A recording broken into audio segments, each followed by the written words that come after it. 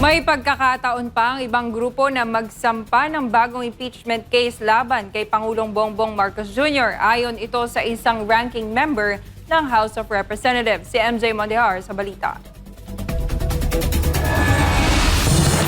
So in the meantime, habang hindi pa na-actionan ng Speaker or hindi pa na-include sa order of business at hindi pa na-refer to the Committee on Justice, pwede pa pong mag-file ng kahit sinong grupo ang may intention to file other impeachment complaints against the same President now. Hindi pa sarado ang pinto para sa ibang grupo o individual na magsampa ng impeachment case laban kay Pangulong Bongbong Marcos. Sa panayam ng SMNA News, sinabi ni House Committee on Justice Vice Chairman Jonathan Keith Flores na maaari pang patibayin ang mga reklamong ihahain laban sa Pangulo.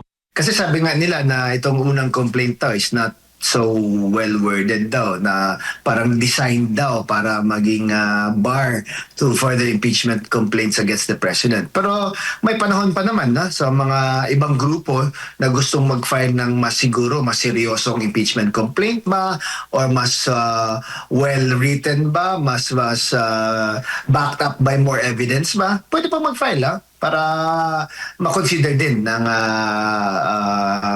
Kongreso. Gayunman, nilinaw ni Congressman Flores na walang kasiguraduhan kung alin sa mga posibleng ihaing impeachment case ang aaksyonan. Anya, kung may humabol pang reklamo, ang plenaryo pa rin ng Kamara ang magpapasya kung alin ang uusad.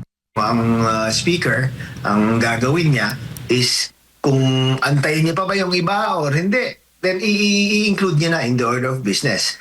Now, kung anong una ang ma-actionan, anong unang maaprubahan ng plenaryo na ipapadala to the Committee on Justice, yun yung complaint na a-actionan ng Committee on Justice. At kung yun ang actionan ng Committee on Justice, yun po ang magbabar from any other complaints to be considered by the House of Representatives. Opo. So, hindi po siya pwedeng pagsabayin. Pipili lang po ang plenaryo sa alinman kung sakaling marami pang maghahain, kung alin doon ang pauusarin sa komite, Congressman.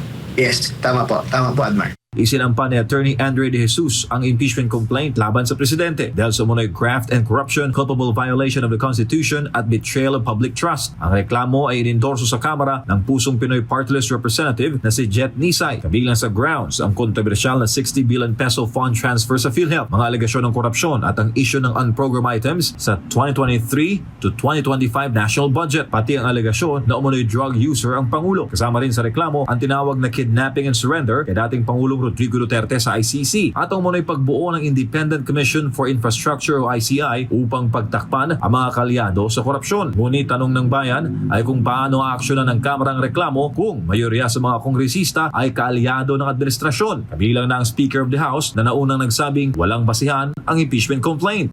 Importante to note also na lahat naman ng mga congressmen are political persons, di ba? So dependent din sila kung ano yung public sentiment on that day, no? So kung ang publiko po ay nakita nila yung impeachment complaint at pabor sila or against sila, then most likely the decisions of the members of Congress would also be swayed, no? Not just by the evidence presented but also by public opinion. Para sa Diyos, sa Pilipinas, kung maha, MJ Mondihar, SMNA News.